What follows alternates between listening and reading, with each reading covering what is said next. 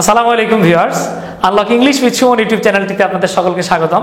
আশা করি ভালোই আছেন। সামনেই যেহেতু এইচএসসি পরীক্ষা বলেন বা বিসিএস পরীক্ষা বলেন বা দেখা গেছে যে কোনো কম্পিটিটিভ এক্সামে বলেন না কেন, অনেক সময় আমাদেরকে সিন কম্প্রিহেনশন বা একটা প্যাসেজ দিয়ে বলে দেয় যে প্যাসেজ থেকে কয়েকটা কোশ্চেন দেওয়া আছে, আপনি অ্যান্সার করার চেষ্টা করেন।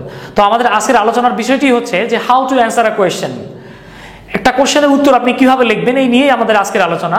এখন প্রশ্নটা হতে পারে একটা ইয়েস নো কোশ্চেন, অথবা হতে পারে ডব্লিউএস কোশ্চেন, কিংবা হতে পারে ট্যাগ কোশ্চেন। এছাড়াও আরেক ধরনের কোশ্চেন আছে যেটার নাম হচ্ছে চয়েস কোশ্চেন। এই বিষয়ে বিস্তারিত আলোচনা জানতে চাইলে আমি নিচে লিঙ্ক দিয়ে রেখেছি, আপনি গিয়ে আমার ইন্টারোগেটিভ সেন্টেন্সের লিঙ্কটা একটু দেখে নিন। আশা করি ভিডিওটা দেখলে আপনি খুব সহজেই ইন্টারোগেটিভ সেন্টেন্সের স্বরূপটা উদ্ঘাটন করতে পারেন। তো চলুন আমরা এখন একটু দেখে নিই যে আসলে কিভাবে একটা কোশ্চেনের অ্যান্সার করা যায় বা how to answer a question. এখন একটা কোশ্চেন আপনাকে বিভিন্নভাবে দিতে পারে এবং একটা প্রশ্নের উত্তরও বিভিন্ন রকমের হতে পারে। কোনো ফিক্সড একটা আমি আসলে স্ট্রাকচার দিয়ে দিলে আপনি সব প্রশ্নের উত্তর সেই স্ট্রাকচারেই ফেলতে পারবেন তা নয়। আসলে একটা প্রশ্নের উত্তর এক একজন এক একভাবে জনে জনে মনে মনে ভিন্ন ধরনের অ্যান্সার দিতে পারে। এই জনে জনে মনে মনে কেমন অ্যান্সার দিবে সেটা তো আর আমি ফিক্সড করে বলতে পারি না। তারপরেও আমি চেষ্টা করতেছি যে কিভাবে একটা প্রশ্নের উত্তর আপনি লিখতে পারেন তা নিয়ে খুঁটিনাটি কিছু বিষয় আপনাদের সামনে উপস্থাপন করার আর কি।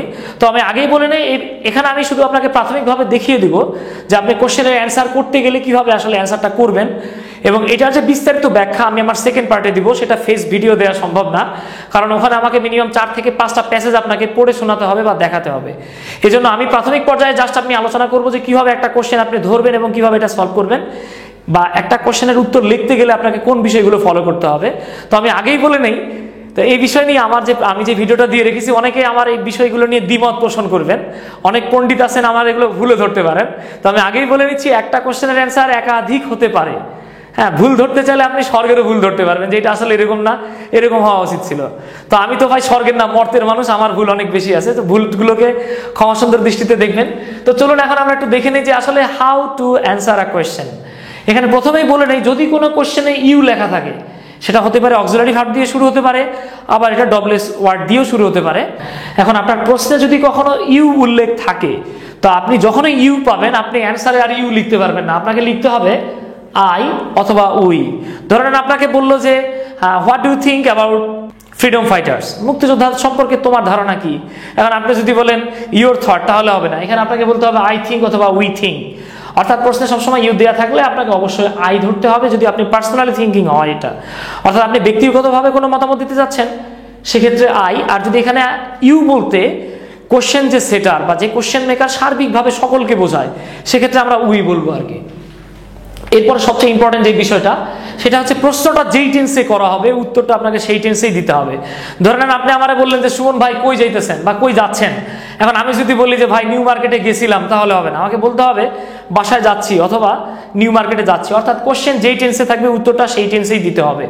এক্ষেত্রে অক্সিলারি ভার্বটা কি দেওয়া আছে এটা আপনাকে খুব ভালোভাবে দেখতে হবে, দেখে সেই অনুযায়ী অ্যান্সার করতে হবে।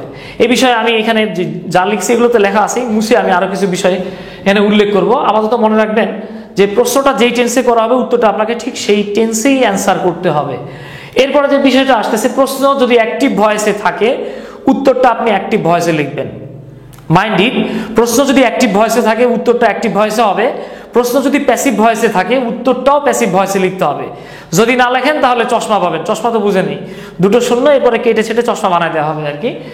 এরপরে সাধারণত যদি অক্সিলারি ভার্ব দিয়ে কোনো কোশ্চেন করা হয়, মনে রাখবেন যদি কোনো কোশ্চেন অক্সিলারি ভার্ব দিয়ে শুরু করা হয় তাহলে আপনাকে ইয়েস অথবা নো দিয়ে অ্যান্সার করতে হবে। অনেক এখানে ইয়েস বা নো বলেই শেষ করে দেয়, না, ইয়েস আর নো বললে সবসময় হবে না। ধরে নেন আপনার একজন বললে যে ভাই আপনি কি নিয়মিত বউ পিটান, আপনি বললেন ইয়েস, ধরা খাওয়া গেছেন। যদি বলেন নো, নিয়মিত পিটান না মানে অনিয়মিত পিটান, মানে পিটান এটা বোঝা যাচ্ছে। তো আপনাকে ইয়েস বা নো বলে সপক্ষে বা বিপক্ষে যুক্তি দিতে হবে। আপনি যদি ইয়েস বলেন তাহলে কেন ইয়েস বলছেন এই পক্ষে যুক্তি দিবেন, আর যদি নো বলেন সেন্টেন্সের সাথে যা বলা আছে আপনি তা বলেন নাই, নো বলছেন, তাহলে কেন নো বলছেন এই সেন্টেন্সের সাথে আপনাকে বিপক্ষে কিছু যুক্তি। এখন যুক্তি দিতে গিয়ে আপনি আসলে মুক্তি পাবেন না আপনি যদি অনেক বেশি সেন্টেন্স লিখে ফেলেন। তো সাধারণত ইন্টারমিডিয়েটে যেটা হয় আর কি, আপনার প্রশ্নের উত্তর থাকে 2 মার্ক।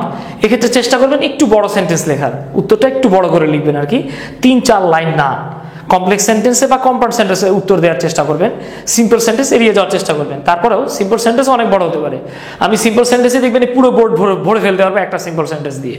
আচ্ছা যাই হোক, তো ইয়েস নো কখন আপনি ইউজ করতেছেন, যদি কোশ্চেনটা থাকে অক্সিলারি ভার্ব দ্বারা, অক্সিলারি ভার্ব দ্বারা কোশ্চেন থাকলেই আপনাকে ইয়েস বা নো দিয়ে অ্যান্সার করতে হবে, এবং ইয়েস বললে সপক্ষে যুক্তি, আর যদি আপনি নো বলেন তাহলে সেক্ষেত্রে বিপক্ষে যুক্তি উপস্থাপন করবেন। এরপরে আসতেছে হয়। হয় দিয়ে যদি কোশ্চেন থাকে, আমি এখানে জাস্ট 3টা স্ট্রাকচার লিখে রেখেছি, 3টা দিয়েই যে হবে তা না, আপনি অনেকভাবে এটার অ্যান্সার লিখতে পারেন। তো মোস্ট মডার্ন যে বিষয়গুলো হচ্ছে, আপনি বিকজ দিয়ে লিখতে পারবেন, টু দিয়ে লিখতে পারবেন, ফর প্লাস ভার্বের সাথে আইএনজি যোগ করে লিখতে পারবেন। এখন ধরে নেন, এখন তো মানুষের মধ্যে অনেক বেশি মুক্তিযুদ্ধের চেতনা দেখা যায়, তো ধরে নেন মুক্তিযুদ্ধের চেতনা দিয়েই আমি আপনার একটা কোশ্চেন করলাম, বা মুক্তিযোদ্ধা নিয়েই আমি একটা কোশ্চেন করলাম যে why did the freedom fighter go to independence war or liberation war, যে মুক্তিযোদ্ধারা কেন মুক্তিযুদ্ধে অংশগ্রহণ করেছিল বা গিয়েছিল। এখন আপনি এই প্রশ্নের অ্যান্সার দিতে গেলে আপনি বলতে পারেন the freedom fighter went to the liberation war because, এই যে বিকজ দিয়ে আপনি বলতে পারেন because they wanted to save the country from the Pakistani occupational force, এটা বলতে পারেন। অথবা আপনি বিকজ দিলে এরপরে পুরোপুরি সেন্টেন্স আপনাকে লিখতে হবে, আর যদি বিকজ না দেন আপনি টু দিয়ে অর্থাৎ ইনফিনিটিভ দিয়ে অ্যান্সার দিতে পারবেন। যত রকমের হোয়াই দিয়ে কোশ্চেন আছে মনে রাখবেন, এটা স্পোকেনের ক্ষেত্রে বা দেখা গেছে যে কোনো ক্ষেত্রে আপনি ইউজ করতে পারেন।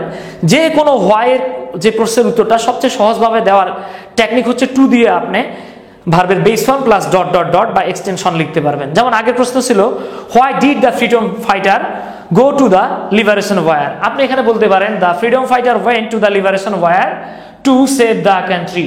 আপনি আগে বলেছেন because they wanted to save the country, আর আপনি যদি টু দিয়ে অ্যান্সার দেন তাহলে বলতে পারেন টু সেভ দ্য কান্ট্রি। অথবা টু না লিখে, টু দিয়ে আপনি যখন টু লিখেছিলেন এরপরে লিখেছিলেন ভার্বের বেস ফর্ম, আপনি টু না লিখে ফর প্লাস ভার্বের সাথে আইএনজি যোগ করে অর্থাৎ জেরান্ডিও আপনি অ্যান্সারিং করতে পারবেন। সেক্ষেত্রে আপনি বলতে পারেন the freedom fighter went to the liberation war for saving the country from the occupational force of Pakistani army. তো যাই বলেন না কেন আপনি বিকজ দিয়ে বলতে পারবেন, টু দিয়ে বলতে পারবেন, ফর প্লাস ভার্বের সাথে আইএনজি যোগ করেও আপনি এটার অ্যান্সার দিতে পারবেন। ইট আপস টু ইউ যে আপনি কিভাবে কোশ্চেনের অ্যান্সারটা লিখতেছেন। এরপরে যদি হাউ দিয়ে কোশ্চেন থাকে তাহলে হাউ মাউ খাও দিয়ে শেষ করে দিবেন, না তা আসলে না। হাউ দিয়ে কোশ্চেন থাকলে সবসময় এরকম হবে না। হাউ মাছ যদি থাকে তাহলে একরকমের হতে পারে, হাউ মানি থাকলে একরকমের হতে পারে। তবে হাউ দিয়ে সাধারণত যদি কিভাবে প্রশ্নটা করা হয় এক্ষেত্রে আমরা সাধারণত অ্যাডজেক্টিভ প্লাস এল ওয়াই দিয়ে অ্যান্সার দিতে পারি। যেমন আপনি বলতে পারেন how did the freedom fighter fight, কিভাবে মুক্তিযোদ্ধারা যুদ্ধ করেছিল। তা আমরা বলতে পারি দেখেন দ্য ফ্রিডম ফাইটার ফট, ডিড দিয়ে কোশ্চেন থাকলে ভার্বের পাস্ট ফর্ম লিখতে হয়, এটা আমি একটু পরে লিখতেছি। সেক্ষেত্রে আপনি লিখতে পারবেন দ্য ফ্রিডম ফাইটার ফট ব্রেভলি, ব্রেভ একটা অ্যাডজেক্টিভ সাথে একটা এলওয়াই যোগ করে আপনি অ্যাডভার্ব দিয়ে বা অ্যাডভার্বিয়াল দিয়ে অ্যান্সার দিতে পারেন। অথবা কিভাবে বাই শোয়িং দেয়ার কারেজ, এভাবে আপনি অ্যান্সার দিতে পারেন। অর্থাৎ এই প্রশ্নের উত্তরটা আপনি অনেকভাবেই দিতে পারেন, বাট বেস্ট ওয়ে হচ্ছে আপনি অ্যাডজেক্টিভ প্লাস এলওয়াই যোগ করতে পারেন, তাহলে আপনার জন্য সহজ হবে। অথবা বাই প্লাস ভার্বের সাথে আইএনজি যোগ করেও আপনি অ্যান্সার দিতে পারবেন। আচ্ছা, এরপরে যে বিষয়টা আসতেছে সেটা হচ্ছে হু, হোয়াট, হুইচ যদি দিয়েই কোশ্চেনটা শুরু হয়।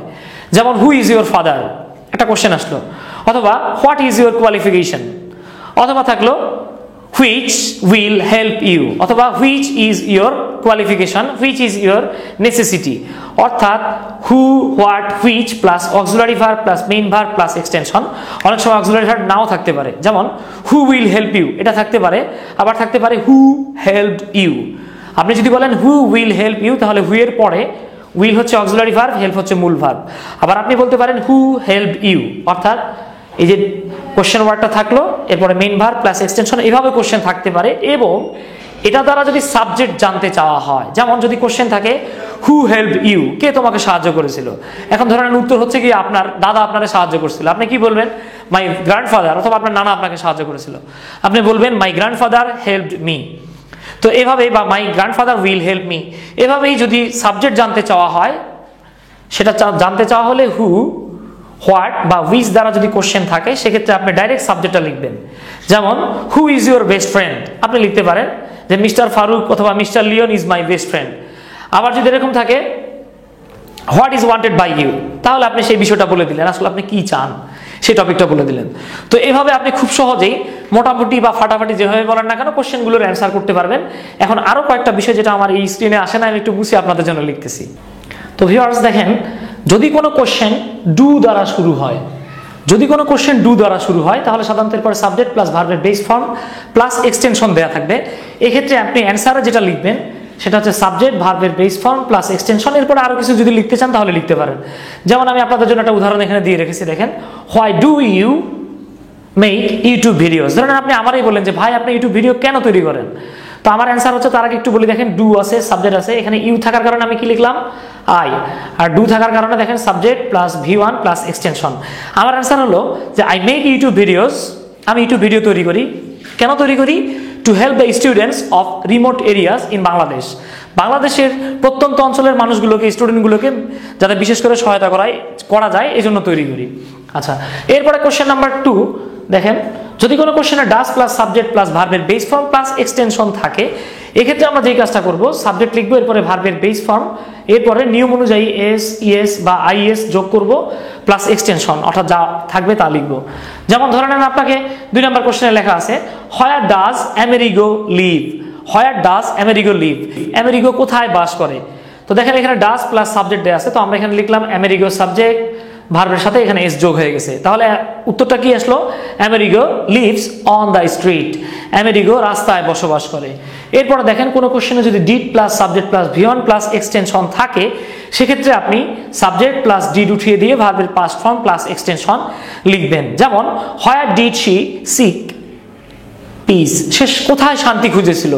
ধরেন আপনি একজন মহিলার কথা বলতেছেন যে এই মহিলা শান্তি তো খুঁজেছিল, তা দাদা সে কোথায় খুঁজেছিল। অ্যান্সার হচ্ছে দেখেন শি সর্ট, দেখেন সিক, সিক সর্ট সর্ট, অনেকে সিকের পাস্ট ফর্ম সিকড মনে করতে পারেন, না, সিকের পাস্ট ফর্ম হচ্ছে sought. She sought peace in the laughter of her child, সে তার বাচ্চার হাসির মধ্যেই সুখ খুঁজতে চেয়েছিল। তো ভিউয়ার্স, এই হচ্ছে মোটামুটি কোশ্চেন কিভাবে সলভ করবেন তার প্রথম ধাপের আলোচনা। পরবর্তী আলোচনাগুলো আমরা আমার 2 নম্বর ভিডিওতে আলোচনা করব। তো ভিউয়ার্স, আশা করি প্রশ্ন উত্তর লিখতে গিয়ে এখন আপনার আর কোনো সমস্যা হবে না। সে পর্যন্ত ভালো থাকবেন। সামনে আমরা অ্যাডমিশনের ব্যাচ চালু করতেছি, যদি সুযোগ থাকে সেক্ষেত্রে আমাদের সাথে অ্যাড হতে পারেন, না হলেও কোনো সমস্যা নাই। আমরা আমাদের ইউটিউব ভিডিওগুলো দিয়ে চেষ্টা করবো আপনাদেরকে সহায়তা করার।